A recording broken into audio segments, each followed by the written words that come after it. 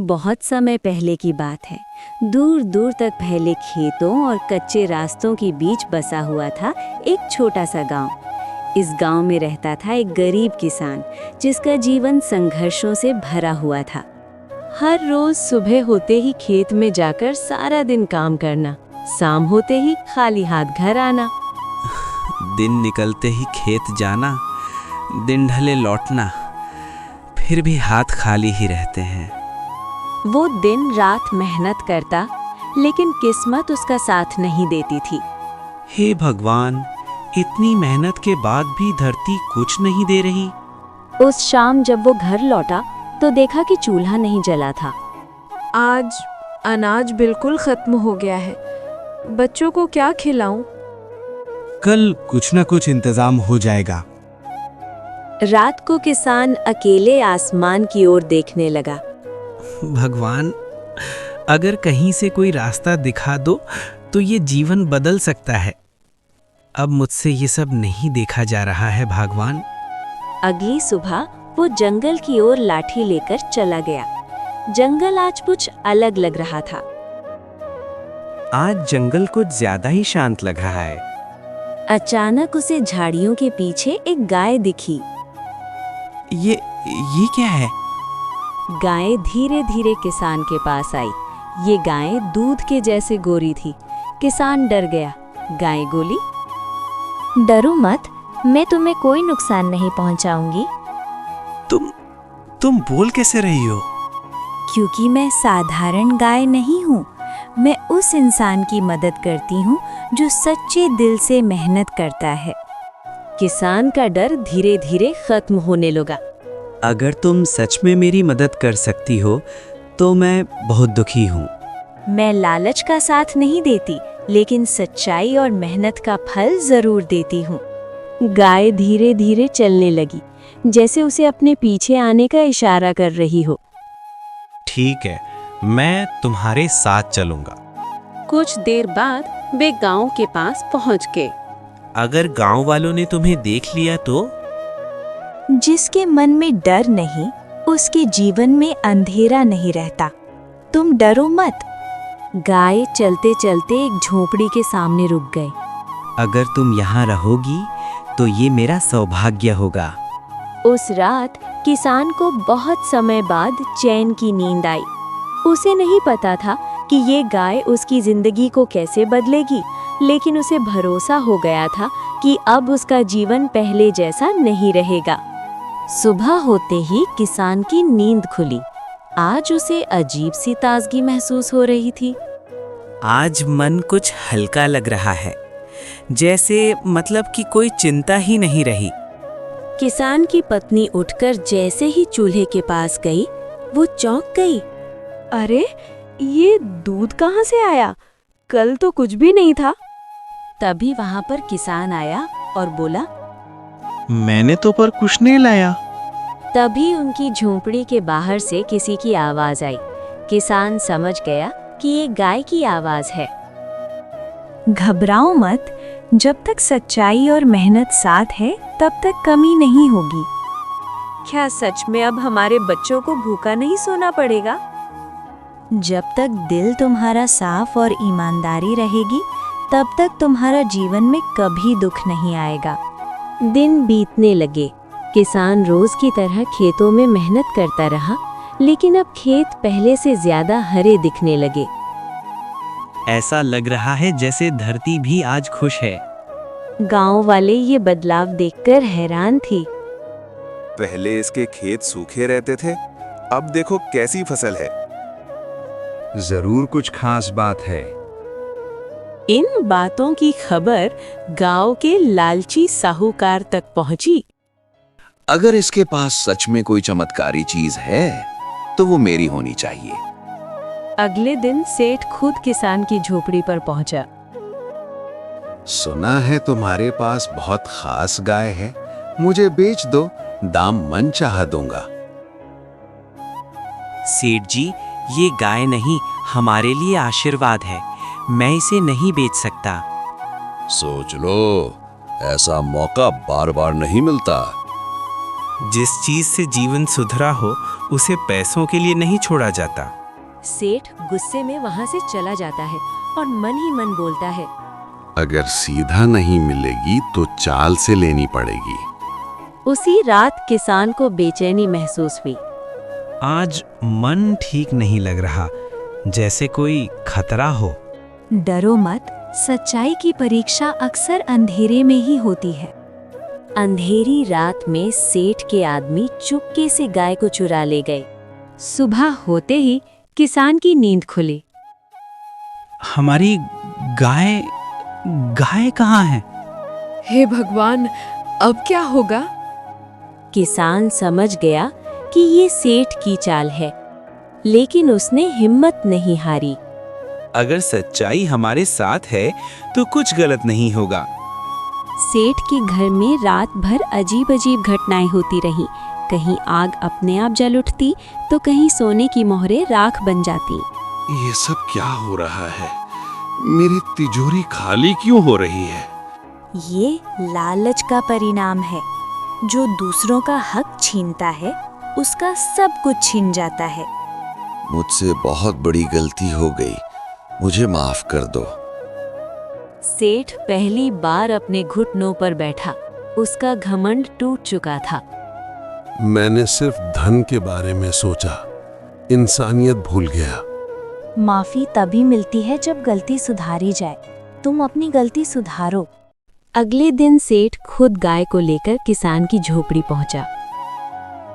भाई, मुझे माफ कर दो, मैंने तुम्हारे साथ बहुत बुरा किया। गलती मान लेना ही सबसे बड़ी सच्चाई है सेठ जी। अगर दिल से पछतावा है तो भगवान भी माफ कर देता है। आज तुमने लालच पर जीत पाई है। गांव वाले ये सब देखकर इकट्ठा हो गए। आज समझ आया कि सच्चाई कितनी ताकतवर होती है और लालच इंसान को कितना गिरा देता है। ये खबर राजा तक पहुंची।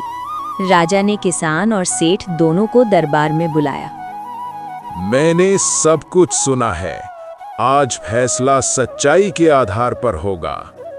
राजा किसान से बोला, तुम्हारी ईमानदारी ने पूरे गांव को सीख दी है। महाराज, मैंने बस सही रास्ता चुना और ईमानदारी से अपना काम किया।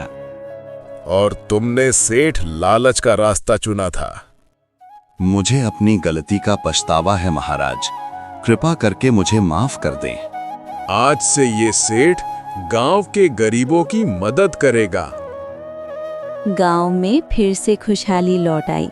किसान अब सबके लिए प्रेरणा बन चुका था। पुर नाम का एक छोटा सा लेकिन बहुत ही सुंदर गांव था। चारों ओर हरियाली, साफ हवा और सीधे साधे लोग। गांव के लोग एक दूसरे के सुख दुख में हमेशा साथ खड़े रहते थे। इसी गांव में हरिदास नाम का एक गरीब लेकिन मेहनती आदमी रहता था। हरिदास अपनी पत्नी कमला और 8 साल की बेटी गुड़िया के साथ एक कच्चे मकान में रहता था।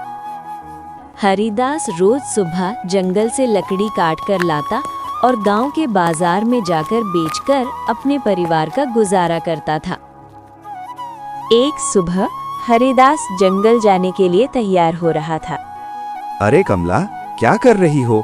जल्दी से खाना बांध दो, आज देर हो रही है बहुत। अरे आ रही हूँ, बस हो गया जी। आज आपकी मनपसंद की बाजरे की रोटी और सरसों का साग बनाया है। वाह, क्या बात है कमला, आज बहुत फिक्र कर रही हो। फिर तो आज दिन अच्छा ही जाएगा। ठीक है, मैं जा रहा हूँ अब, वरना और देर हो जाएगा। खाना लेकर हरिदास जंगल की ओर निकल पड़ा। रास्ते जाते वक्त उसे उसके दोस्त मोहन और केदार मिल गए। अरे हरिदास भैया, आज कुछ परेशान लग रहे हो, क्या बात है? हाँ भाई, सुना है इस बार बहुत भयंकर ठंड पड़ने वाली है। केदार बोला, हाँ, गांव के बुजुर्ग कह रहे थे कि ऐसी ठंड कई सालों बाद आएगी। पिछले साल तो 2 बूढ़ों की जान भी चली गई थी।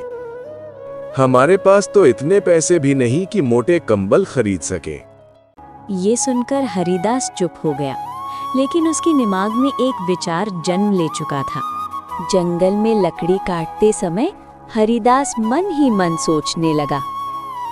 अगर इस बार ठंड बहुत ज्यादा पड़ी तो लकड़ी की बहुत मांग होगी। क्यों न मैं अभी से ज्यादा लकड़ी जमा कर लूं और ठंड में महंगे दाम पर बेचूं, फिर मैं अमीर बन जाऊंगा। शाम को घर आकर उसने ये बात कमला को बताई। योजना तो ठीक है, लेकिन दाम ज्यादा मत रखना, लोग भी तो हमारे अपने हैं। अरे कमला, तुम चिंता मत करो, सब मैं संभाल लूंगा। मैं जानता हूँ कि लोग हमारे ही हैं। अगले कई दिनों तक हरिदास रोज जंगल जाता और ढेर सारी सूखी लकड़ियां जमा करता रहा। उसने घर के पीछे लकड़ियों का बड़ा ढेर लगा लिया। अब जब ठंड बढ़ जाएगी तो लकड़ियों की मांग बढ़ जाएगी, मैं भी अमीर हो जाऊंगा। अब कुछ दिनों बाद ठंड सच में बढ़ने लगी। ठंडी हवाएं चलने लगी और सभी लोग स्वेटर ओढ़ के घर से निकलने लगे। हरिदास ने घर के बाहर एक तख्ती लगा दी। सूखी लकड़ी 20 रुपए प्रति किलो। गांव वालों को समझते देर नहीं लगी कि हरिदास की चाल क्या थी। देखा केदार भाई, हरिदास ने पहले ही सब सोच लिया था। चलो हम भी जंगल से लकड़ी ले आएंगे और गांव में अच्छे दाम में बेचेंगे। लेकिन उसी रात तेज बारिश हुई।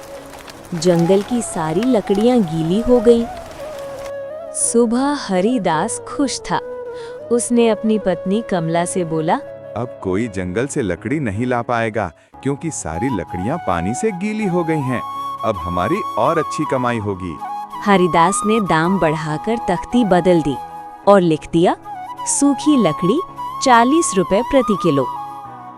जी ये गलत है, लोग मर जाएंगे, दाम कम कर दीजिए। अब मुझे कोई नहीं सिखाएगा, मैं जो चाहूं करूंगा।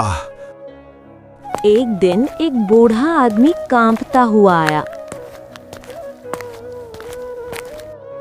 बेटा, थोड़ी लकड़ी दे दे, पैसे नहीं है, मैं तुझे कभी दे दूंगा। मुझे बहुत ठंड लग रही है। बिना पैसे कुछ नहीं मिलेगा, पता नहीं कहां से आ जाते हैं। चलो जाओ यहाँ से। बूढ़ा निराश होकर चला गया। वहां से अगले दिन हरिदास किसी काम से बाहर गया। घर पर कमला और बेटी गुड़िया थी। गुड़िया को ठंड लग रही थी। माँ, मुझे बहुत ठंड लग रही है। घर के अंदर रखी लकड़ियों में से उसने एक जलती हुई तीली डाल दी। लकड़ियां सूखी थी। कुछ ही पलों में पूरा घर आग की लपटों में घिर गया। माँ, माँ, माँ, माँ बचाओ मुझे माँ। लकड़ियां सूखी थीं। कुछ ही पलों में पूरा घर आग की लपटों में घिर गया। कमला बाहर से चिल्लाती रह गई, पर गांव का कोई भी व्यक्ति उसकी मदद नहीं किया और गुड़िया घर के अंदर ही रह गई। शाम को हरिदास लौटा। जलती हुए घर और रोती हुई कमला देखकर वो टूट गया। ये सब आपके लालच का नतीजा है। अगर आप लालच न करते तो आज हमारी गुड़िया हमारे पास होती। ये सब मेरी वजह से हुआ है। हरिदास अपनी जली हुई झोपड़ी के सामने बैठा था। चारों तरफ राख ही राख थी। जहां कभी हंसी गूंजती थी, वहां अब सन्नाटा था। उसकी आंखों से आंसू रुकने का नाम नहीं ले रहे थे। हे भगवान, मैंने ये क्या कर डाला? थोड़े से पैसों के लिए अपनी ही बेटी को खो दिया।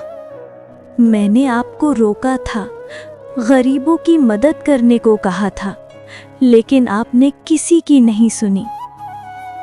कुछ देर बाद गांव के लोग इकट्ठा होने लगे। वही लोग जिन्हें हरिदास ने ठंड में लूटा था।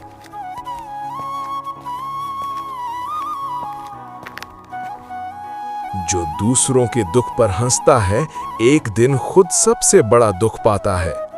अगर उस दिन तुमने बूढ़े को लकड़ी दी होती तो शायद आज कोई तुम्हारी मदद करता।